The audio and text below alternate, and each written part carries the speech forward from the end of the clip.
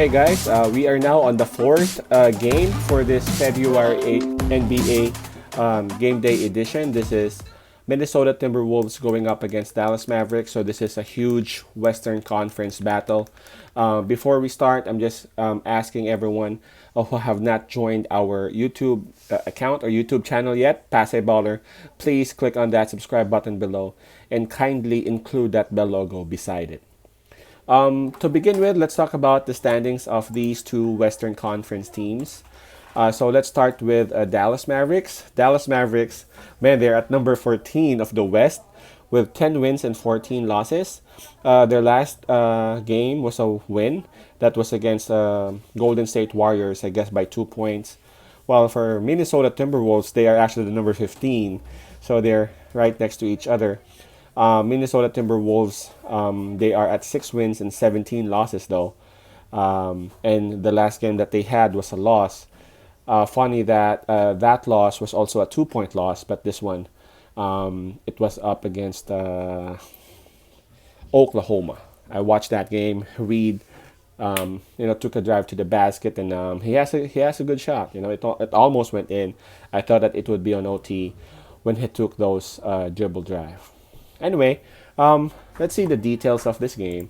The game would be played at Dallas, so obviously Dallas Mavericks got the home court advantage on this.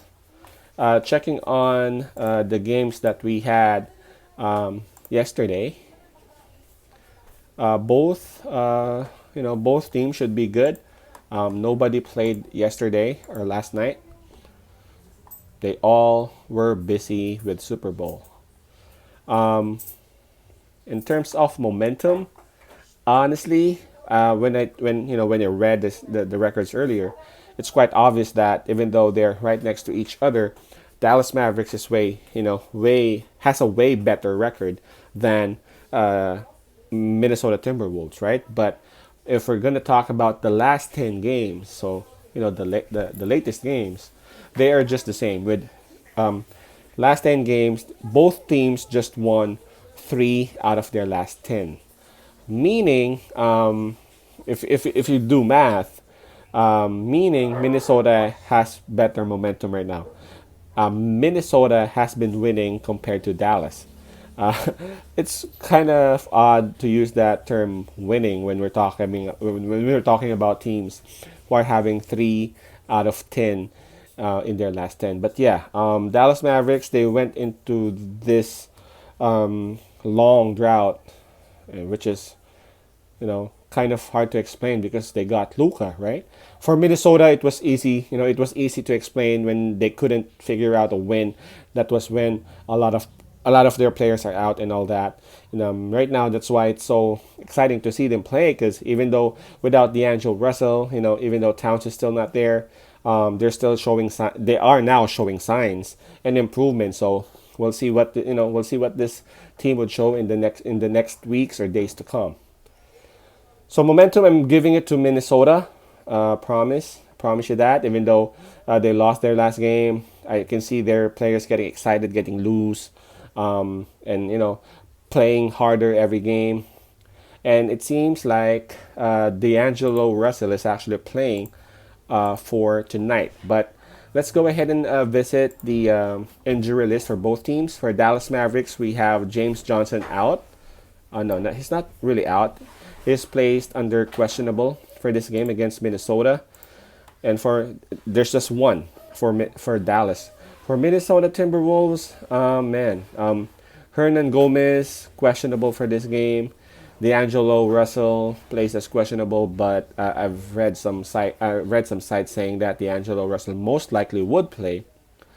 Carl Anthony Towns is still placed as doubtful, and of course, we all know that Culver is placed on injury list for like 2 weeks. Yeah, 2 weeks, right? So taking a look at it, and being real, seems like Dallas would have this game. Um, I would love to see Minnesota win though, but yeah, I think Dallas would actually win, but I'm not comfortable with the spread. I'm not sure if I mentioned the spread earlier. but the spread is actually minus 8.5 for Dallas and plus 8.5 for Minnesota. I look at Minnesota right now the same way I look at Oklahoma City Thunder. You know, they don't stop playing, they keep on running, and they got very exciting players. Anthony Edwards is again um, showing up now and showing off what he could do. Reed has improved a lot. Beasley is showing his offensive skills.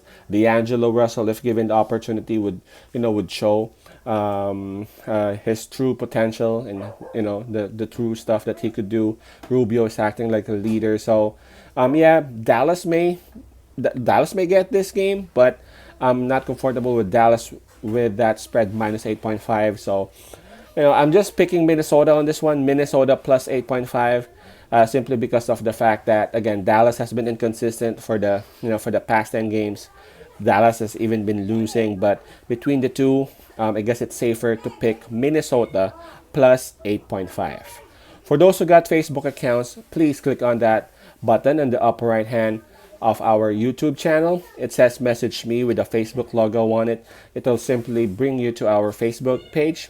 It has the same name, Passive Baller. Just follow and like that page, and you can see the links and the older videos that we have.